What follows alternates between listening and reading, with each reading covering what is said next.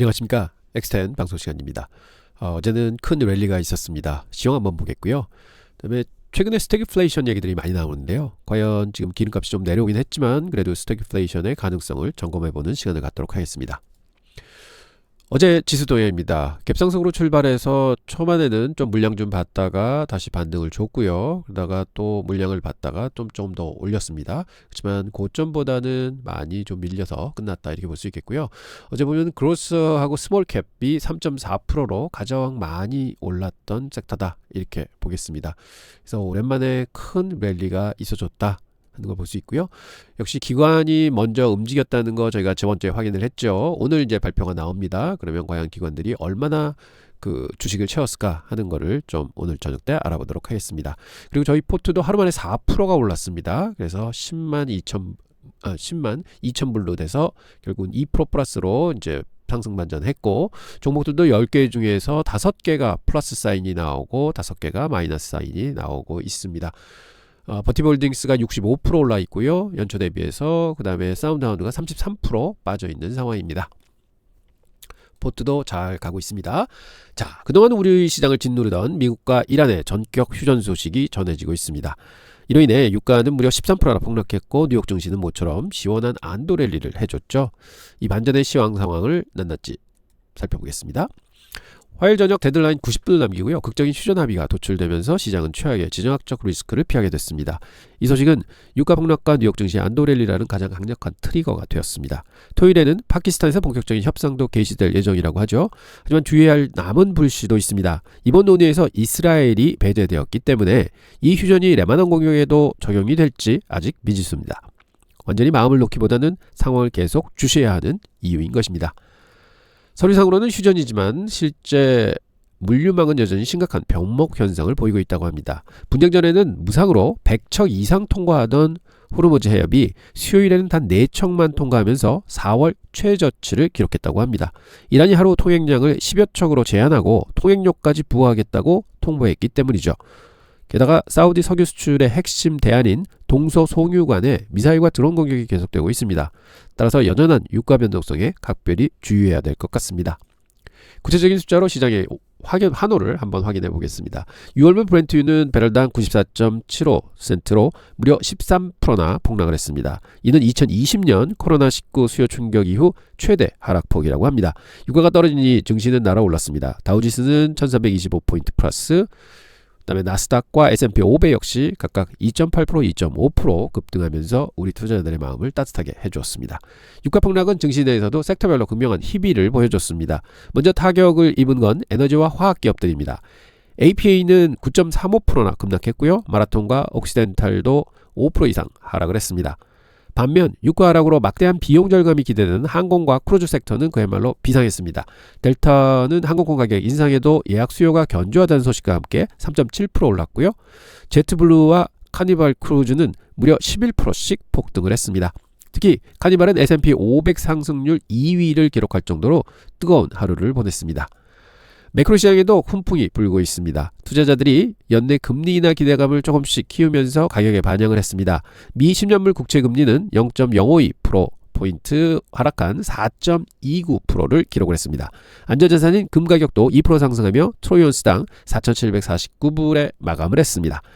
오늘의 빅스토리는 매코믹과 유니레버의 합병 추진 소식이 있었습니다.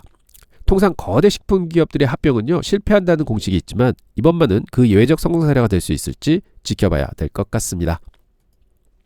안도레를 지키시되 이번 주 목요일에 발표될 핵심 지표들을 꼭 보시기 바랍니다. 첫째는 연준이 가장 선호하는 핵심 인플레이션 지표죠. 근원 개인 소비 지출, 즉 코어 PCE가 발표가 됩니다.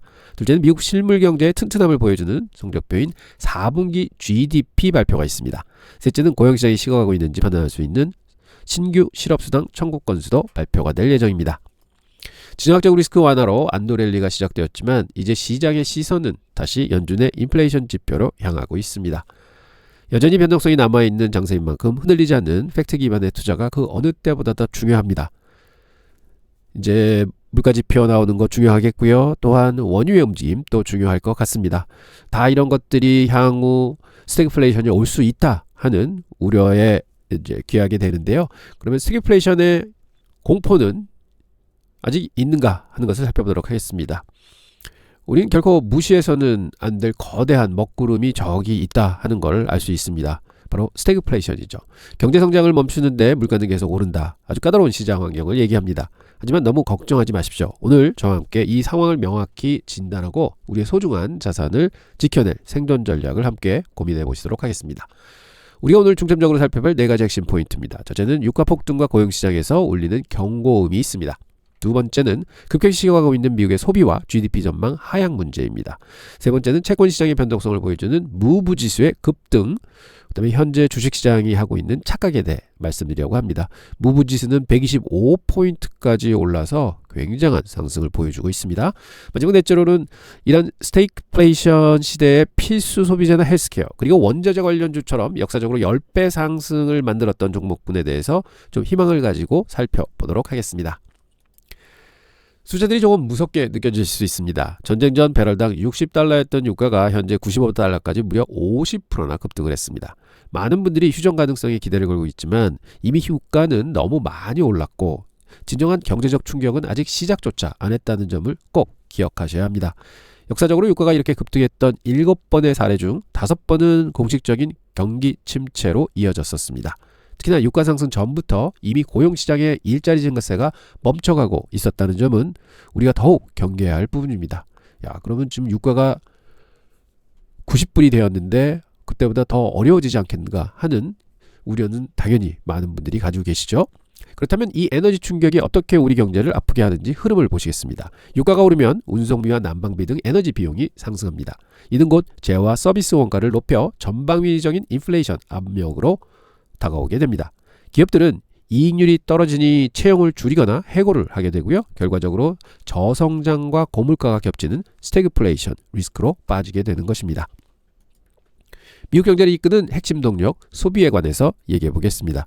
미국 경제 성장의 70%는 우리 소비자들의 지갑에서 나옵니다. 그런데 유가 충격 이후 당초 4% 수준으로 예상되던 GDP 성장률이 2% 미만으로 꺾여버렸습니다. 그중 소비기업은 2%에서 1%로 반토막이 났습니다. 더 중요한 사실은 과거 역사적 평균을 보면 에너지 충격이 발생한 후 실제 침체가 시작되기까지는 한 4개월 정도 걸린다고 합니다. 우리에게 남은 시간이 많지 않다는 뜻이기도 합니다. 최근 주식시장이 조금 오르니까 이제 바닥을 찍었나 하고 안심하는 분들 계실 텐데요. 하지만 채권시장의 공포지수라 불리는 무브지수는 2008년 금융위기나 2020년도 코로나, 2022년도 하락장 때처럼 극도의 스트레스 시그널을 보내고 있습니다.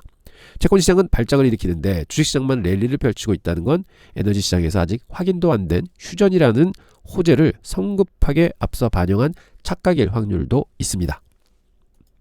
그렇다면 우리는 이대로 당하고만 있어야 할까요? 제가 드리고 싶은 희망의 메시지가 있습니다. 먼저 현금을 그대로 들고 계시는 건 피하셔야 합니다. 왜냐하면 인플레이션 시대에는요, 현금 가치가 빠르게 녹아내리기 때문입니다. 대신 1970년대 스태그플레이션 시기에 큰 수익을 냈던 2가지 전략을 참고해 보십시오. 첫째는 알루미늄 같은 원자재입니다. 저성장 속에서도 가격이 오르며 수십 년 만에 대세 상승 초입에 진입하고 있습니다. 둘째, 에너지 인프라 주식입니다. 1960년대에서 80년대 사이에요. 이런 인프라 기업들의 주당 순이익이 4불에서 12불까지 무려 3배나 폭등을 했던 역사가 있습니다. 우리가 정확히 어떤 기업을 담아야 할지 구체적인 기준을 잡아드립니다. 지금은 겁을 먹고 패닉셀을 할 때가 절대 아닙니다. 오히려 물가가 오를 때 이익 마진이 덩달아 커지는 기업, 그리고 빅테크 기업들과 긴밀하게 협력하며 거대한 인프라를 구축하는 독보적인 기업을 찾아서 포트폴리오를 재편해야 합니다. 지금의 변동성은 좋은 기업을 싸게 담을 수 있는 엄청난 순풍일 수 있다는 거 꼭 알아두시기 바랍니다. 앞으로 다가올 4개월 동안 성공적인 투자를 위해 직접 체크하셔야 할 3가지 변수를 말씀드리겠습니다. 국제유가가 80달러 아래로 급락하는지 꼭 확인하셔야 합니다. 그래야 침체 리스크가 해소되고 진짜 바닥이 나올 것입니다. 소비자 지출 데이터에서 유가 상승이 미국 경제의 핵심인 소비 타격을 얼마나 타격하고 있는지 그걸 꼭 보셔야 됩니다. 그래서 수시로 그걸 점검하셔야 되고요. 무브 지수 꼭 보셔야 합니다. 이것을 통해서 금융 시스템의 스트레스가 완화되고 있는지 가장 정확히 알려주는 선행지표이기 때문에 잘 보셔야 합니다.